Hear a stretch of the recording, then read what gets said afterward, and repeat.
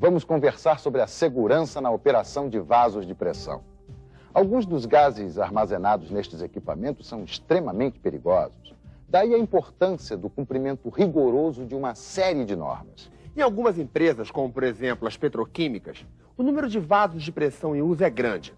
Uma única indústria pode possuir cerca de 2.000 vasos e todos necessitam de controle e manutenção.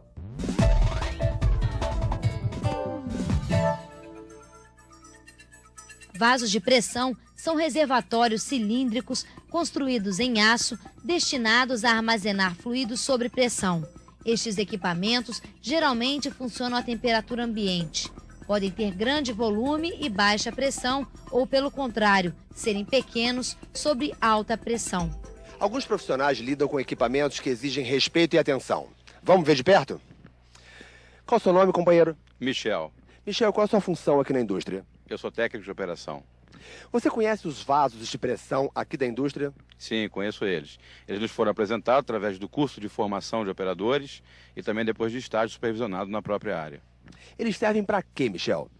Eles servem para armazenar fluidos sob pressão, ou externa ou interna. Michel, quais são os riscos referentes a esses vasos? Cada vaso possui seu risco próprio estabelecido, segundo a NR13. E o risco varia de 1, maior risco, categoria 5, menor. Eles são evitados através do procedimento correto, atualização dos procedimentos, trabalhar dentro das condições de projeto e sempre estar revisando os procedimentos operacionais. Que tipo de treinamento o profissional tem que ter para trabalhar com esses vasos de pressão? Além da formação do curso de operador inicialmente, fornecido pela própria empresa, também tem que ter o curso de atualização da NR13, que foi a partir de 1995. E não é só em grandes indústrias e fábricas que os vasos de pressão são fundamentais.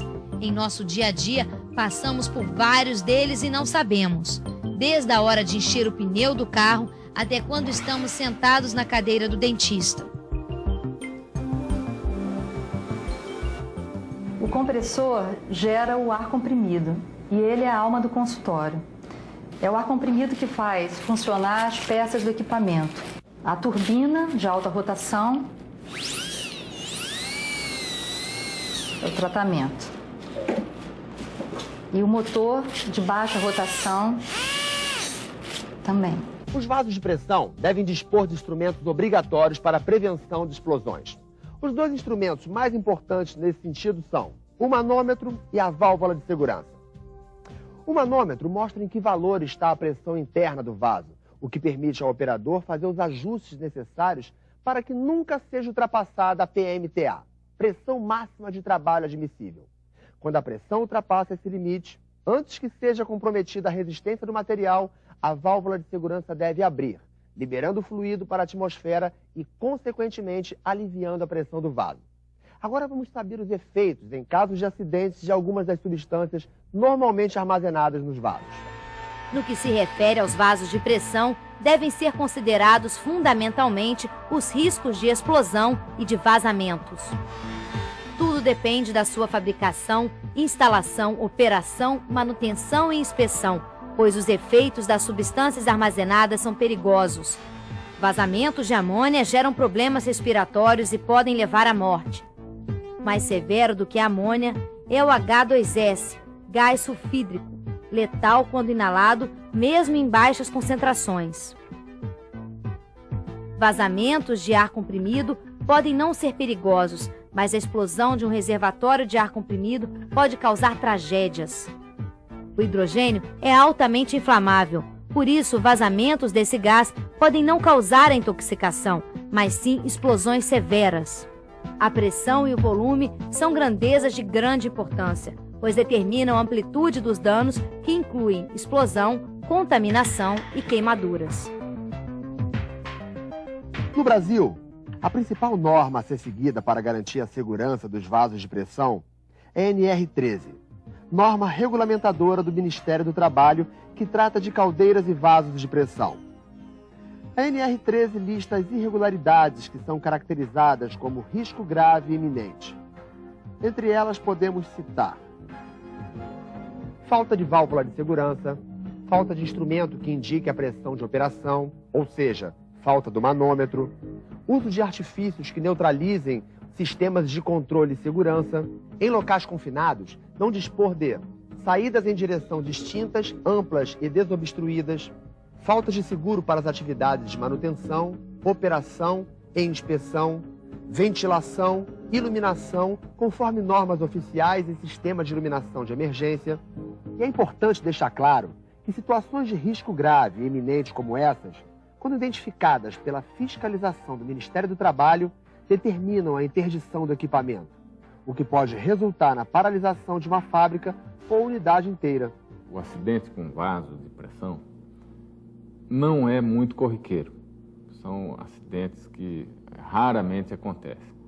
O problema é que, quando eles acontecem, eles são bastante catastróficos. A segurança deles depende, primeiro, do fabricante, que começa na fabricação. Depois, passa pela instalação desse equipamento no local onde ele vai funcionar. Depois, os cuidados de operação, a instrumentação adequada, válvulas de segurança, manômetro para indicar a pressão do equipamento. E depois, manutenção. A manutenção é importante que seja feita por trabalhador competente da área de mecânica de manutenção, etc. E ainda, periodicamente, passa por inspeção feita por engenheiro. Então, a caldeira, o vaso de pressão tem que ser desligado, tem que ser aberto, e o engenheiro vai fazer a inspeção tanto da parte exterior como da parte interna do equipamento para saber se ele ainda está em condições de operar e por quanto tempo. Conseguimos deixar escrito, deixar consolidado nessa norma diversos aspectos que dizem respeito aos trabalhadores e que é uma tarefa nossa estar o tempo inteiro na fábrica buscando melhores condições de saúde, segurança e meio ambiente. Não só para nós, como para a própria sociedade, para a comunidade como um todo. E é por isso, então, que a gente listou alguns itens nessa norma, aumentando, inclusive, as condições de risco grave e iminente. Interessante também notar que existe agora uma classificação desses vasos. Porque antigamente era todo mundo tratado igual, seja um vaso com ar comprimido, com uma pressão baixa, ou um vaso com um gás extremamente letal, um H2S, por exemplo, um ar sulfídrico, ou um gás com uma pressão elevada, hidrogênio a pressão elevada.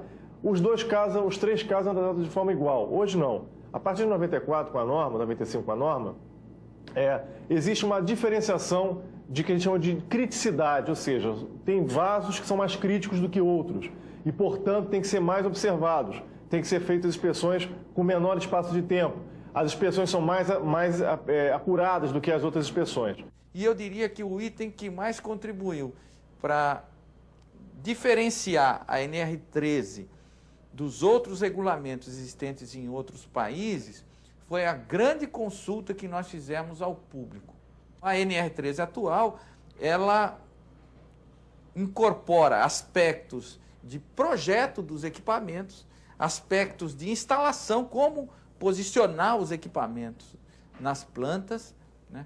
Aspectos relativos à operação, né? Quem vai operar a caldeira, o vaso de pressão, qual é o grau de instrução, qual o treinamento que tem que ter. Né? Ela incorpora aspectos de manutenção, se você vai fazer um reparo, né?